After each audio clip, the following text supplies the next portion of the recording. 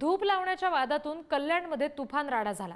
या वादात एका मराठी माणसाला बेदम मारहाण करण्यात आली आहे। अखिलेश शुक्ला याने 10 ते 15 जणांच्या टोळकीला बोलवून घेतलं आणि सोसायटीमधील 3 जणांना बेदम मारहाण केली। या मारहाणीत अभिजित देशमुख गंभीर जखमी झालेत आणि त्यांच्यावर सध्या रुग्णालयात उपचार करण्यात आले। या घटनेचा व्हिडिओ सध्या सोशल मीडियावर प्रचंड व्हायरल झालाय। पोलिसांनी या प्रकरणात दोन्ही बाजूच्या तक्रारीच्या आधारे गुन्हा दाखल केला। मराठी माणसं भिकारी त्यांना मारा असं म्हणत लोखंडी रॉडने या टोळक्याने मारहाण केली। तर या सगळ्या प्रकारावर मनसे नेते अविनाश अभ्यंकर यांनी काय प्रतिक्रिया दिली बघूया।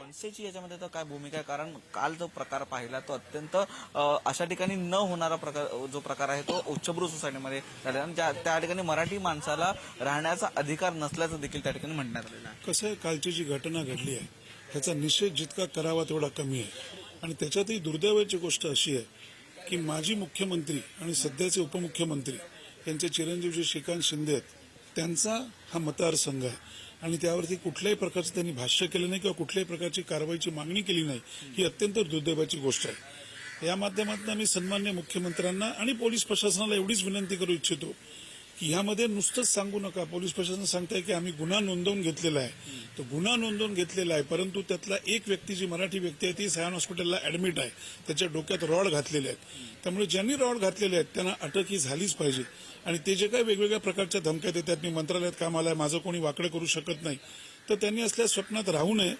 कळलं का?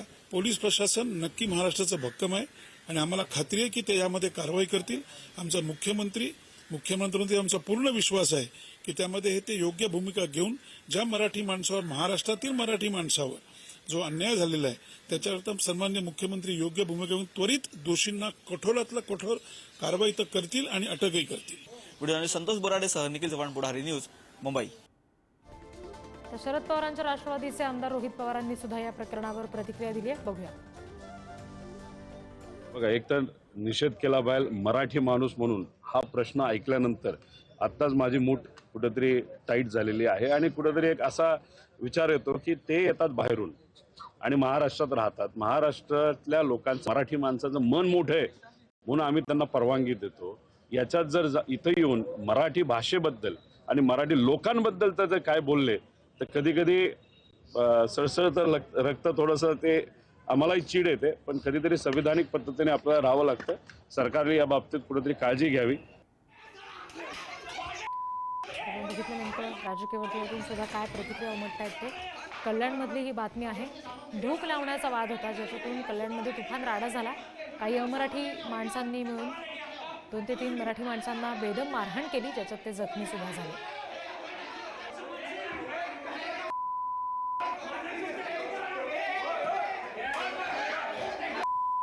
तर या सगळ्या प्रकरणावर कल्याणमधल्या रहिवाशांनी नेमके काय म्हटलेलं आहे बघू। मराठी माणसावर झालेल्या अन्यायाविरोधात, अत्याचाराविरोधात आज मराठी आणि सर्व भाषिक व्यक्ती हे रस्त्यावर उतरलेले आहेत। त्यांचा उद्रेक या ठिकाणी आपल्याला लक्षात येत आहे।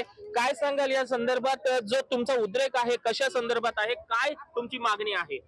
आमची मागणी म्हणजे पोलिसांनी त्यांना हे केलं, सपोर्ट केला, त्याच्यामुळे त्यांना अटक झाली पाहिजे। सर काय सांगाल? सर, एक प्रशासकीय अधिकारी इतकी मोजोरी दाखवतोय आणि त्याला पोलीस अटक करत नाहीत। अजूनही 24 तास होऊन गेले, आम्ही कमीत कमी 20 तास पोलीस स्टेशनला होतो। FRI घ्यायलाही सुद्धा तयार नव्हते। FRI लिहायला त्यांना पूर्णपणे 24 तासाच्या वर लागले। पोलीस स्टेशन मधून पोलिसांसमोर आरोपी निघून जातोय, पोलीस हातावर हात धरून बसलेत, काही करत नव्हते पोलीस। आम्ही त्यांना सांगत होतो याला सोडू नका बाहेर, तरी पोलिसांनी त्याला जाऊ दिलेलं आहे। पोलीस कुणाच्या दबावाखाली येत आहेत, कुठल्या अधिकाऱ्याच्या दबावाखाली येतात, त्यांनी आम्हाला स्पष्ट करावं तेवढी। सर काय शेवटी असं पोलिसांचीच भूमिका जर संशयास्पद असेल, पोलिसांनी हे स्पष्ट आहे की पोलिसांनी त्याला पळून जाण्यास मदत केलेली आहे। जर पोलीस प्रशासन काम करत नसेल तर सर्व लोक बघा, एवढा उद्रेक आहे की उद्या कायदा हातात घेतील। इथे सर्व लोक सभ्य लोक आहेत, इथे कायदा हातात घेणार नाहीत, परंतु अशी वेळ येऊ देऊ नका की महिला किंवा इथले नागरिक स्वतः कायदा हातात घेऊन स्वतः न्याय मिळवायला प्रयत्न करतील। व्हिडिओ जर्नलिस्ट योगेश गोडे, पुढारी न्यूज, कल्याण।